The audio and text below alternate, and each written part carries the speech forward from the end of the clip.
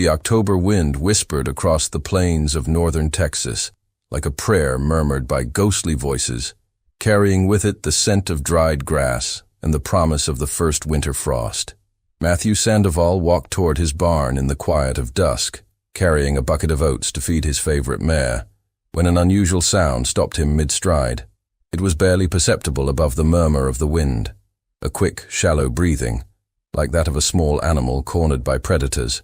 Matthew frowned, setting the bucket down and approaching the barn entrance cautiously. At 37, he had learned that in these remote lands of the Texas frontier, unusual sounds could mean anything from a wounded cougar to bandits seeking shelter.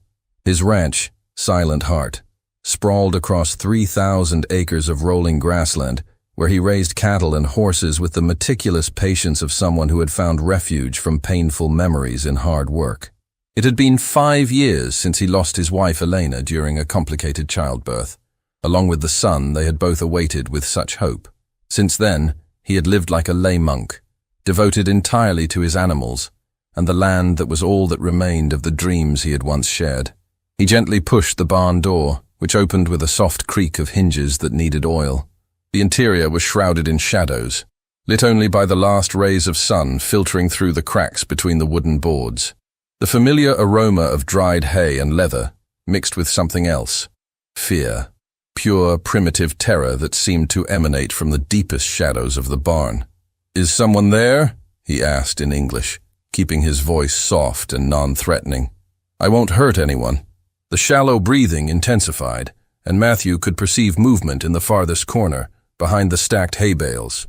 He took the kerosene lantern he always kept by the entrance and lit it slowly, projecting a golden circle of light that gradually revealed the source of the sounds. Huddled between the hay bales, pressed against the wooden wall as if wanting to merge with it and disappear completely, was a young Apache woman. She couldn't be more than 19, but her face bore the marks of suffering that could age a person decades in a matter of weeks. Her traditional deerskin dress was torn and dirty, stained with what appeared to be dried blood, and her long black hair was matted with twigs and mud. But it was the way she behaved that broke Matthew's heart. Her eyes were fixed on the ground, her chin pressed against her chest, as if the simple act of looking up was physically impossible. Her hands trembled violently, not just from cold, but from terror so deep it seemed to have penetrated to her bones. "It's all right," Matthew said softly, immediately lowering the lantern so as not to illuminate her directly. "I won't hurt you. You can stay there as long as you need to." She didn't respond, but the trembling intensified. Matthew could see she was prepared to flee or fight, her muscles tensed like compressed springs, ready to explode into desperate movement at the first sign of threat. "My name is Matthew," he continued, maintaining his distance and speaking with the same calm voice he used with frightened horses. "This is my land, my barn. You're welcome here."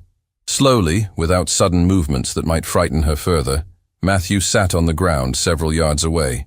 The position made him less intimidating, reducing his height, and suggesting he had no intention of approaching without permission. "Are you hungry?" he asked. "I can bring you food, water." For the first time she reacted visibly. Her head moved in what might have been an almost imperceptible nod, though her eyes remained fixed on the dirt floor of the barn. "All right, I'm going to go to the house for food and water. You don't have to come with me if you don't want to. You can stay here where you feel safe." Matthew rose slowly, each movement telegraphed and deliberate. "I'll be back in a few minutes. If you decide you want to leave before I return, you're free to do so. No one will stop you." He left the barn and headed toward the house, his mind working to process what he had seen.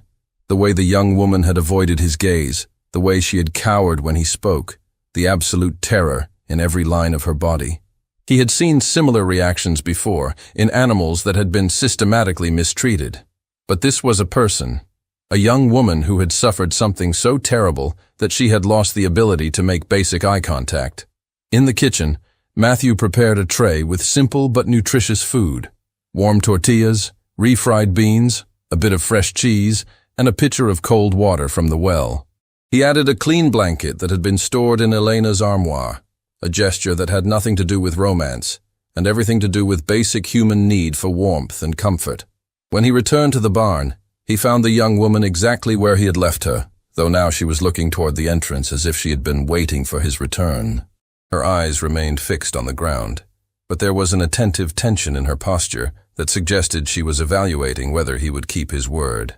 "I brought food," he announced softly, placing the tray on the ground halfway between the entrance and where she sat. "And a blanket.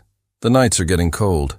He retreated again to his original position, giving her space to decide if she wanted to approach the food. For long minutes, she didn't move. Then, with movements as cautious as a deer approaching a stream, she slid forward until she could reach the tray. She ate with the controlled desperation of someone who had known real hunger, taking small bites, but eating consistently until all the food disappeared. She drank the water with the same intensity, as if each sip were precious beyond all measure.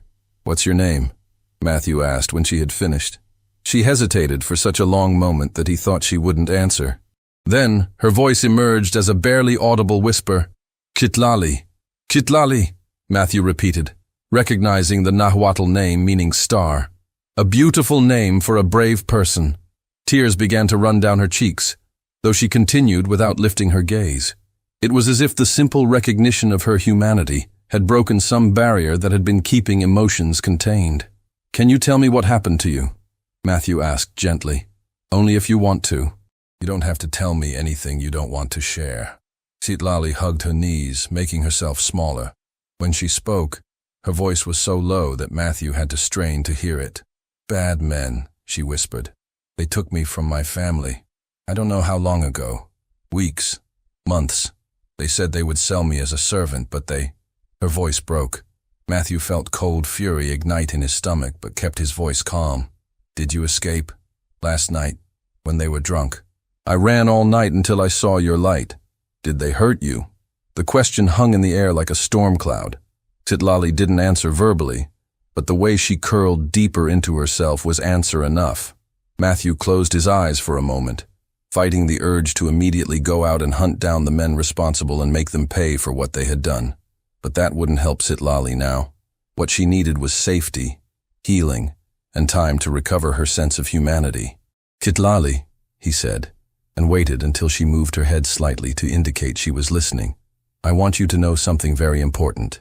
You're safe here, completely safe. No one is going to hurt you while you're on my land." She didn't respond, but the trembling in her shoulders intensified. "I know you have no reason to trust me," Matthew continued. "I know you're probably afraid of all men now, and that's understandable. I'm not going to ask you to trust me immediately, or to look at me, or to do anything that doesn't make you feel comfortable." He paused, choosing his words carefully. "But I want you to know this. I'll wait until you're ready, no matter how long it takes. No matter if you're never ready. There's no hurry, no expectations. Just safe space to heal." For the first time since he had begun speaking to her, Citlali lifted her head slightly. Not enough to make eye contact, but enough for him to see her profile, the tears running freely down her cheeks, and something that might have been the beginning of hope in her expression. "Why?" she asked, the word loaded with all the pain and confusion of someone who had lost faith in human goodness. Matthew considered how to respond. The truth was complex, involving his own loss, his understanding of what it meant to feel broken, and something indefinable about this young woman that awakened protective instincts he had thought had died with Eleanor. "Because everyone deserves to heal," he said finally. "Because no one should have to carry the weight of trauma alone. And because—" he hesitated, then decided to share a honesty he rarely offered anyone. "Because I know what it's like to feel broken inside. Maybe not in the same way as you, but I know what it's like when the world feels like a dangerous place where you can't trust that good things will last." Citlali looked at him then, not directly, but for the first time her eyes moved in his general direction, studying his profile while he looked toward the barn window. "You can stay here in the barn if that makes you feel safer," he offered. "Or there's a room in the house that has a door that locks from the inside. You choose, whatever makes you feel most protected." "The barn," she whispered immediately. "All right, I'll bring more blankets and a pillow, and tomorrow we can talk about what you need to feel more comfortable here."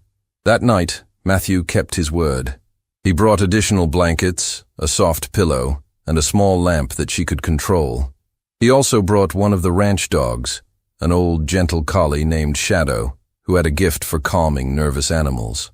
Shadow is a good dog, he explained, as the animal cautiously approached Kitlali, wagging his tail gently. He's very quiet and has good instincts about people. If you're comfortable with him, he can stay with you tonight. Dogs are good for warning if someone approaches. To Matthew's surprise, Kitlali extended a trembling hand toward Shadow, who immediately curled up next to her as if he understood exactly what she needed. It was the first time he had seen anything resembling relaxation in her posture since he found her. "Thank you," she murmured, and though the words were barely audible, they carried a weight of gratitude that made Matthew feel something warm move in his chest. "Sleep well, Kitlali. Tomorrow we'll be here if you need us." Over the following days, Matthew maintained a careful schedule that respected Kitlali's need for space and control. Each morning, he brought food to the barn and left it at a comfortable distance, always announcing his presence before entering. He never tried to get closer than she seemed comfortable with, and never asked her questions about her past unless she initiated the conversation. Gradually, Kitlali began to show small signs of improvement. She started eating with more appetite, moving around the barn instead of remaining in a fixed position, and occasionally asking questions about the ranch or the animals. But she continued unable to look directly at Matthew, her eyes always fixed on the ground or walls when he was present. It was during the second week when the first moment of real progress occurred.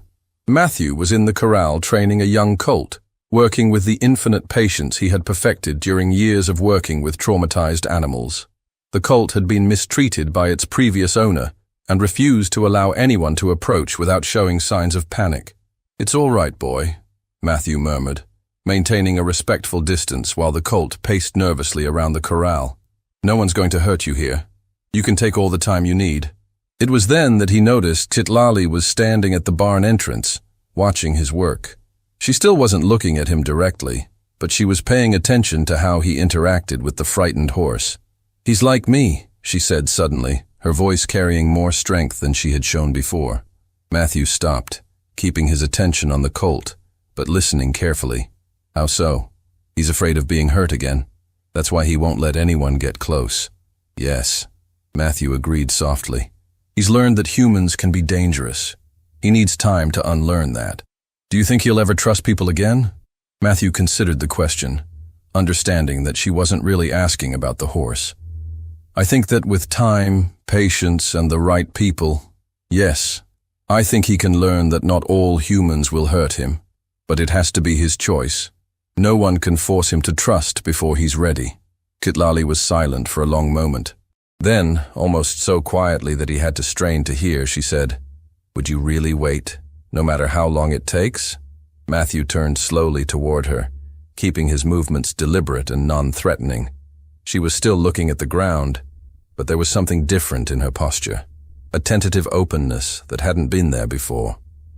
"Kitlali," he said, and his voice carried all the sincerity he possessed. "I would wait forever, if that's what you need. There's no time limit on healing. There's no deadline on trust.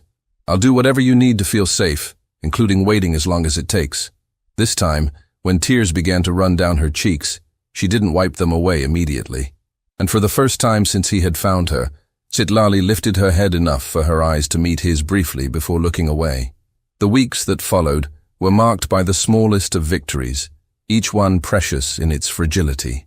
Kitlali began to venture beyond the barn during daylight hours, always with Shadow at her side like a faithful guardian. She would sit on the wooden fence surrounding the corral, watching Matthew work with the horses, her eyes fixed on the animals rather than the man who trained them with such infinite patience.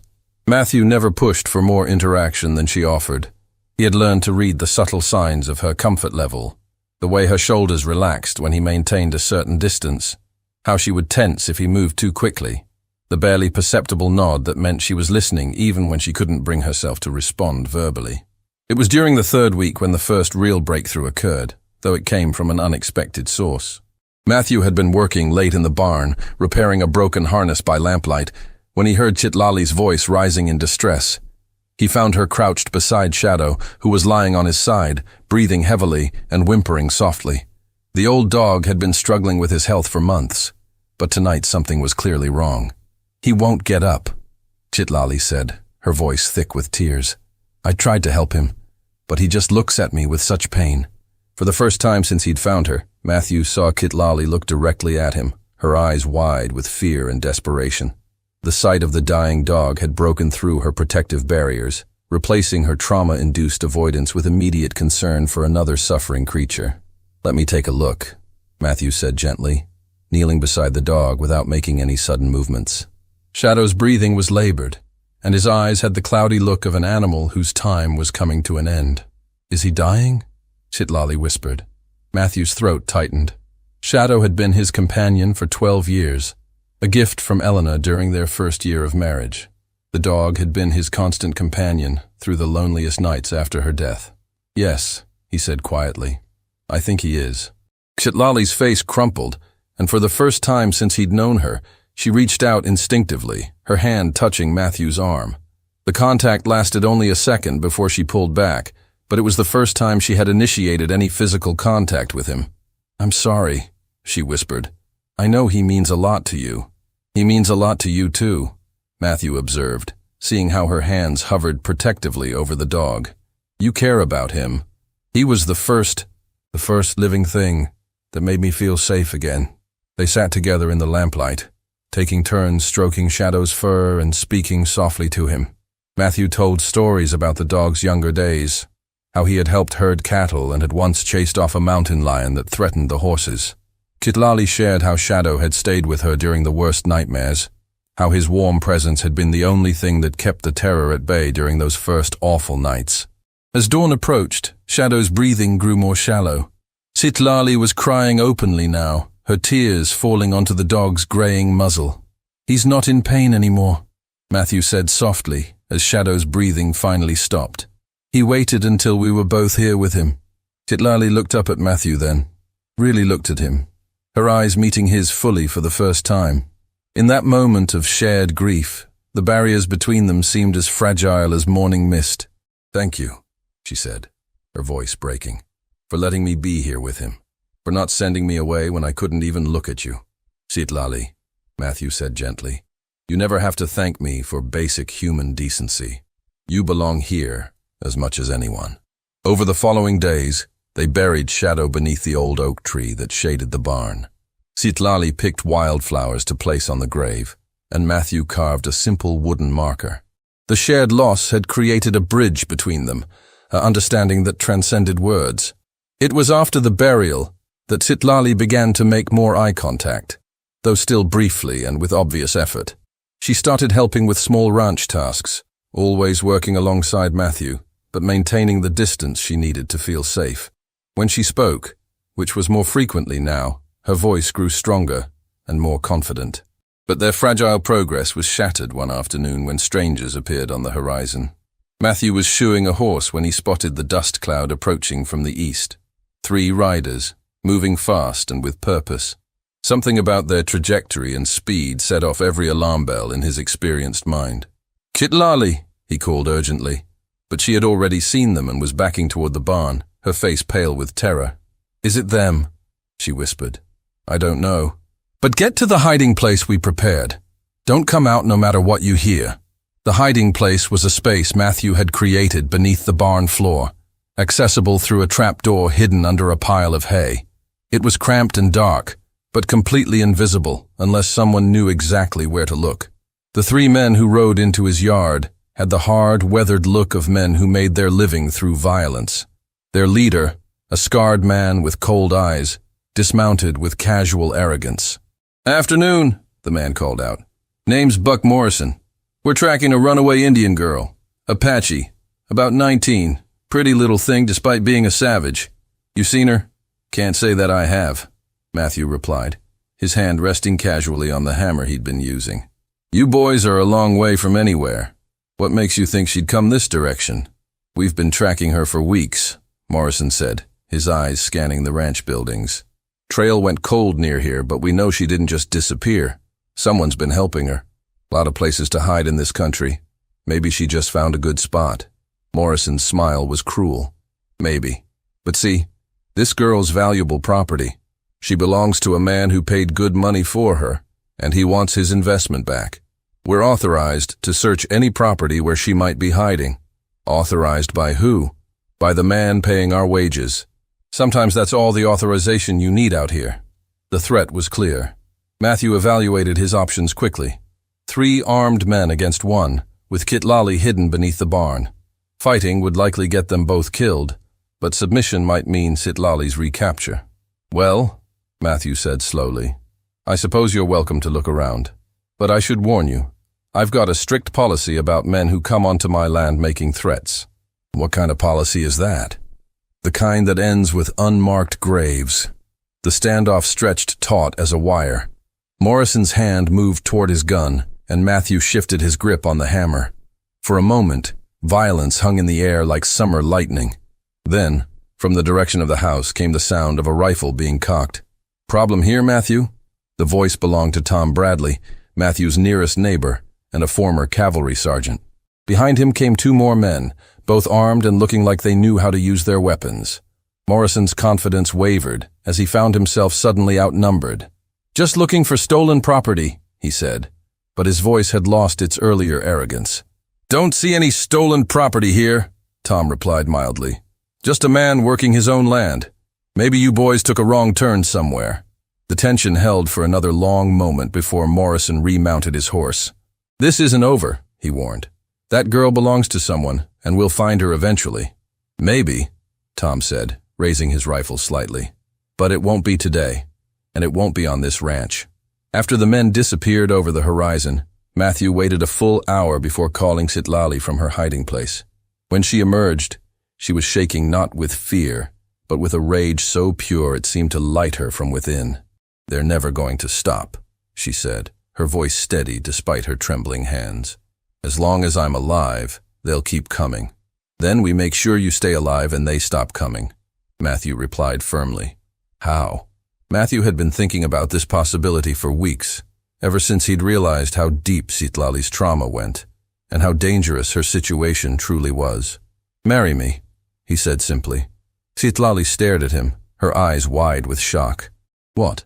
If you're my wife, legally married under territorial law, you have protection that can't be taken away. No one can claim you as property if you're a free woman married to a citizen. Matthew, you don't understand what you're asking. I can't. I'm not ready to be anyone's wife. I can barely look at you without. I'm not asking you to be a wife in the way you're thinking, Matthew interrupted gently. I'm asking you to let me give you the legal protection of my name. Nothing more. Nothing you don't want to give. Citlali looked at him for a long moment, really looked at him, studying his face for any sign of deception or hidden motive. You would do that? Marry someone who might never be able to, who might never be whole again? Citlali, Matthew said, his voice carrying all the tenderness he possessed. You're not broken. You're healing. And I meant what I said before. I'll wait until you're ready, however long that takes, even if it's forever. Tears ran down her cheeks as she continued to hold his gaze. What if I'm never ready? What if I can never be the kind of wife you deserve? Then we'll figure that out together. But right now, what matters is keeping you safe. 3 days later, they stood before Judge Carson in the territorial courthouse, exchanging vows that would bind them legally if not romantically. Tom Bradley served as witness, along with Dr. Sarah Mitchell, one of the few women in town who openly supported their union. Do you, Matthew Sandoval, take Citlali to be your lawfully wedded wife? I do. And do you, Citlali, take Matthew Sandoval to be your lawfully wedded husband? I do, she replied, her voice strong and clear. When Buck Morrison returned the following week with reinforcements and legal documents, he found a very different situation than he expected. Citlali was no longer anyone's property. She was Mrs. Matthew Sandoval, a married woman with full legal rights under territorial law. This is a sham, Morrison raged, a mockery of Christian marriage. It's a legal union, properly witnessed and recorded, Judge Carson replied firmly. The young woman is no longer subject to any claims of ownership. As the defeated men rode away for the final time, Matthew and Citlali stood together in their yard, watching the sunset paint the sky in shades of gold and crimson. The ranch that had once echoed with loneliness now felt alive with possibility. Do you regret it? Citlali asked, looking at her husband's profile. Marrying someone you barely know to save her from slavers? Matthew turned to face her, and for the first time since their wedding, she didn't look away. Her eyes met his and held, no longer filled with fear, but with something that might, someday, become love. "I regret only that it took me so long to realize what I was really saving," he replied. "And what was that?" "My own heart," Matthew said simply. "You didn't just find shelter in my barn, Sitlali. You reminded me that there are still things in this world worth protecting, worth fighting for." She reached out then, her hand finding his, their fingers intertwining as naturally as rivers joining to form something larger than either could be alone. "I'm still afraid sometimes," she admitted. "But when I look at you now, I don't see someone who might hurt me. I see someone who chose to wait until I was ready to be seen." Years later, when travelers asked about the prosperous ranch that had grown around the old Sandoval place, locals would tell them about the Apache woman who had learned to look at the world with eyes full of hope instead of fear, and the patient man who had shown her that love was not about taking, but about giving someone the time and space they needed to heal. The barn where their story began still stood, though it now housed different animals. Sometimes, on quiet evenings, Matthew and Sitlali would walk there together, remembering the frightened girl who couldn't lift her eyes and the lonely man who had promised to wait forever. And they would marvel at how far they had traveled from that first terrifying night to this place of peace, built not on the urgency of passion, but on the patient foundation of respect, understanding, and a love that had been allowed to grow at its own pace, in its own time.